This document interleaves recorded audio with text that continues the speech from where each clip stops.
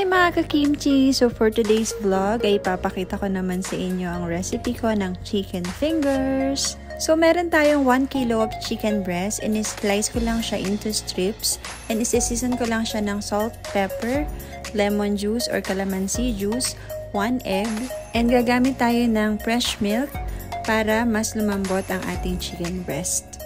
And lalagyan ko nga rin pala siya ng fresh garlic. Pwede rin kayong gumamit ng garlic powder. Mas magiging malasa to pag nilagyan natin siya ng fresh garlic. And ibabad lang natin siya for 15 minutes to 30 minutes. And while waiting, mag-ready naman tayo ng breading mixture. Mag-mix lang tayo ng 1 cup of flour and half cup of cornstarch. And lagyan natin siya ng salt and pepper.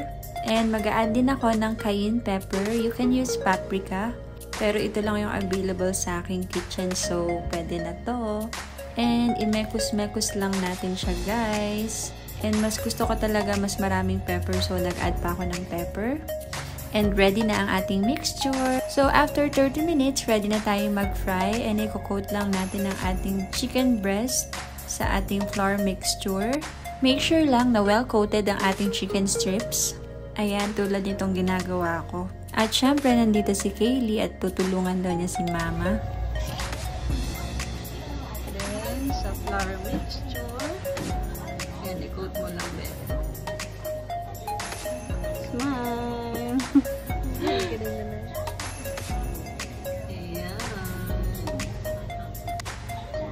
And we are ready to fry, guys. So, make sure lang na mainit na yung ating oil.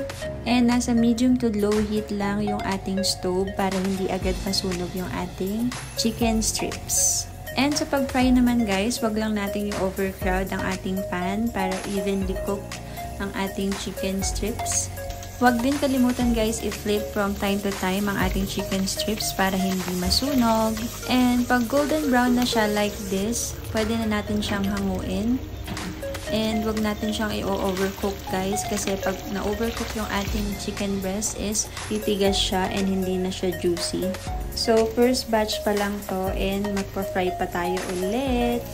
And tandaan nyo, guys, ha, medium to low heat lang yung ating fire para hindi masunog ang ating chicken strips. So, ito na yung second batch. All done na din siya. And gumagamit lang ako ng tissue para ma-drain yung excess oil. And gagawa naman tayo, guys, ng ating garlic mayo sauce. So, gagamit lang ako ng mayonnaise and fresh garlic. And since wala akong lemon, vinegar yung gagamitin ko this time. And pepper. And sugar, syempre, para mag-balance yung taste, and salt, and imekos-mekos lang natin siya. And mag-add ako ng konting water para hindi masyadong thick yung ating sauce. And mag-add pa ako dito ng sugar kasi mas gusto kong lamang yung tamis sa aking mayo garlic sauce. And okay na siya, guys. So, ready na rin ang ating chicken fingers. Ito na siya, guys. Okay, tikman na natin ang chicken fingers ni Mama.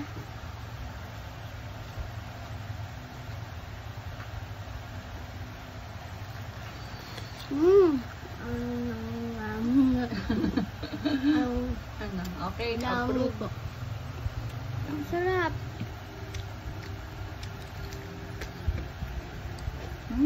Sarap.